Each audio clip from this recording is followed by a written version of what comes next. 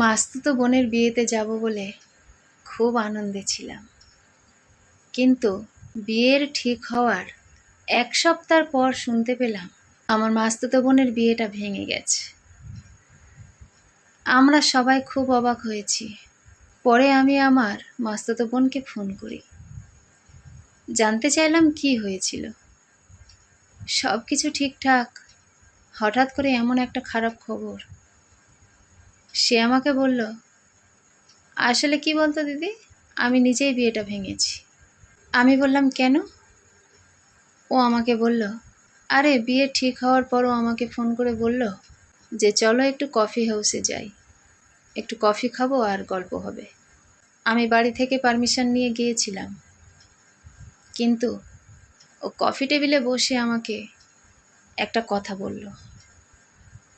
আমাকে বলল, বিয়ের পর কিন্তু আমার বাড়ির সকলের কথা শুনে তোমাকে চলতে হবে। আমি বললাম, এ তো নর্মাল ব্যাপার, শ্বশুর শাশুড়ির কথা শুনে চলবে, আর এমন কি আছে? ও তখন বলল যে না না, শুধু মা বাবা নয়, আমার বৌদির কথা শুনেও তোমাকে চলতে হবে। আমি বললাম, বৌদি কেন? বৌদির কথা শুনে কেন চলতে যাব আমি? ও তখন বলল, না না, বৌদি আমাকে খুব ভালোবাসে আর তুমি আমার বউ, সুতরাং তার প্রতি একটা তোমার কৃতজ্ঞতা থাকা উচিত। সে যেমনটা বলবে তোমাকে তেমনভাবেই চলতে হবে। আমি বললাম, সেটা আবার কেমন কথা হলো? আমার দায় থাকে আমার শ্বশুর শাশুড়িকে নিয়ে চলার, তাদের কথা শুনে চলার, কিন্তু জায়ের কথা শুনে আমাকে চলতে হবে, এটা আবার কেমন কথা? আমি ঠিক বুঝতে পারছি না। ও আমাকে বলল, আমি তোমাকে যেটা বলছি তুমি সেটাই করবে। ওই বাড়িতে আমার বৌদির অনেক মূল্য রয়েছে, সবাই আমার বৌদির কথা শুনে চলে। আমার বৌদি অনেক বড় লোকের মেয়ে, ওই সংসারে তার বাবা অনেক কিছু দেয় মেয়েকে, আর যেহেতু আমরা এক সংসারে থাকি সেহেতু আমাদের খুব একটা খরচ হয় না। আমি বললাম, খরচ হয় না তো খরচ হবে, তুমি সরকারি চাকরি করো, সেখানে তুমি কেন খরচ দেবে না? বৌদির বাবার টাকায় বসে খাবে, আবার কেমন কথা? ও বলল, না না, বৌদির বাবার টাকায় বসে খাই না, আমরা দিই, কিন্তু বৌদির বাবা অনেক কিছু দেয়, তাই বৌদিকে সবাই আমরা সম্মান করি। বৌদি একটু রাগী, সেই জন্যে তোমাকে বললাম, যদি তোমার উপর রেগে টেগে যায় তুমি যেন আবার উল্টোপাল্টা কথা কিছু বলে বসো না। আমার এই কথাটা শুনে খুব বিরক্তি লেগেছিল। আমি বললাম যে আমি সেটা পারবো না।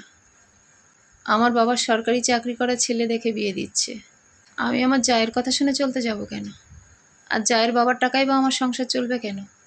আমার দায়বদ্ধতা থাকে আমার শ্বশুর শাশুড়িকে দেখার, শ্বশুর শাশুড়ির কথা মেনে চলার।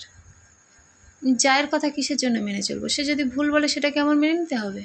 আমার হবু বর বলল, না না, এসব কথা বললে হবে না, ওই সংসারে আমার বৌদির কথাই শেষ কথা। আমি ঠিক তখনই টেবিল ছেড়ে উঠে দাঁড়িয়েছি।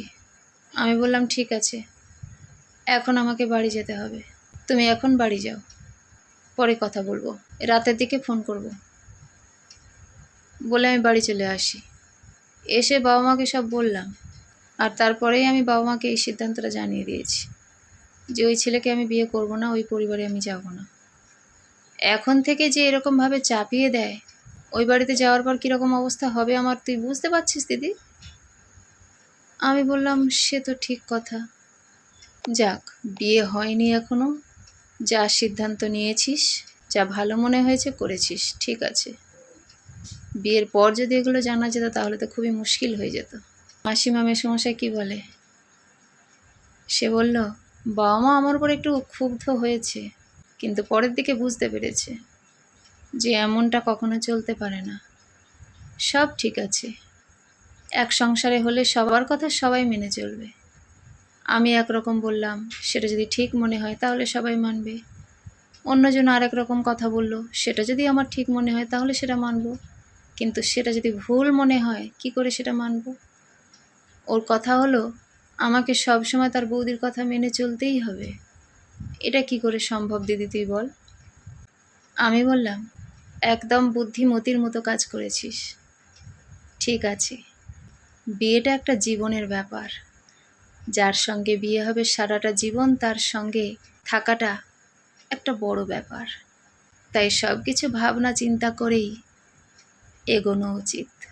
আমার মাস্তুতো বোন বলল, আজ পর্যন্ত যাদের সঙ্গে এই বিষয়ে কথা হয়েছে আমার, কেউ আমাকে সমর্থন করেনি, একমাত্র তুই আমাকে সমর্থন করলি। আমি বললাম, না না, সমর্থন তো করতেই হবে। যেটাতে আমার বিপদ দেখব সেটাতে আমি তো এগিয়ে যেতে পারি না। আগে ভাগে জানতে যখন পেরেছি, সেদিক থেকে তো আমাকে পাটা টানতেই হবে।